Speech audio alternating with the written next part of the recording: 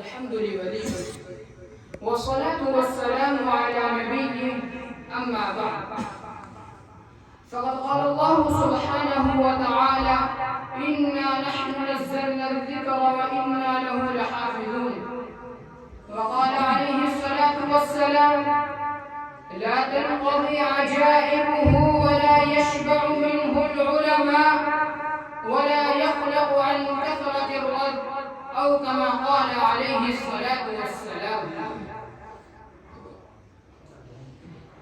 رئيس البرنامج وأساتذة البررة وإخواني في الدروس،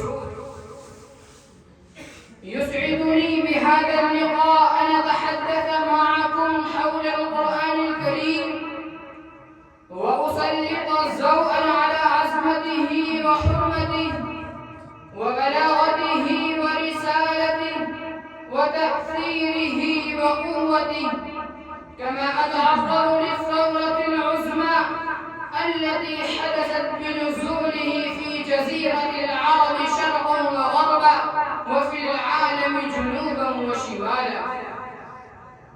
سادتي وإخواني، بعث الله الأنبياء والرسل وأنزل عليهم الصحائف والكتب، ثم نزل القرآن الكريم وعرضه أولا على السماوات والأرض والجبال، فأبين أن يحملنها وأشفقن منها وحملها الإنسان، وقال: لو أنزلنا هذا القرآن على جبل لرأيته خاشعا متصدعا من خشية الله، فإن القرآن ينبوع الرشد ومصدر الإيمان وقنديل السعادة ونور التقى والعرفان، هو عروة النجاة وحبل الله المتين والصراط السوي ودستور الهداية واليقين، هو فرقان بين الحق والباطل وشفاء ورحمة للعالمين.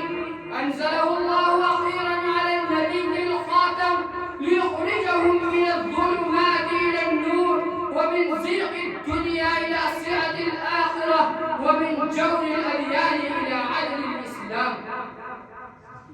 إخواني البررة، وبهذه الرسالة والبلاغ وبهذه العزمة والجلال وبهذه القوة والتأثير نادى شعراء العرب وخطباء الأمم والسحرة والعرافين وتحداهم جميعا على مرأى ومسمع من العالم بأن يبارزوه في الفصاحة والبلاغة والحكمة والمعاني والروعة والزهور، قائلا: فأتوا بسورة مثله وادعوا شهداءكم من دون الله إن كنتم صادقين.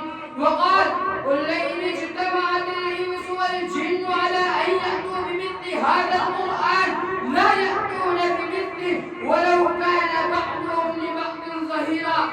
حقا إنه هزم العرب والعجم وهز البر والبحر وزلزل الجبال والسهول، ثم قشع الظلام وبدل الجهل وحرك الجمال وأحيا المواد وأنقذ النوع البشري من قعر المذلة والخسران وأكرمه بنعمة الهداية والإيمان.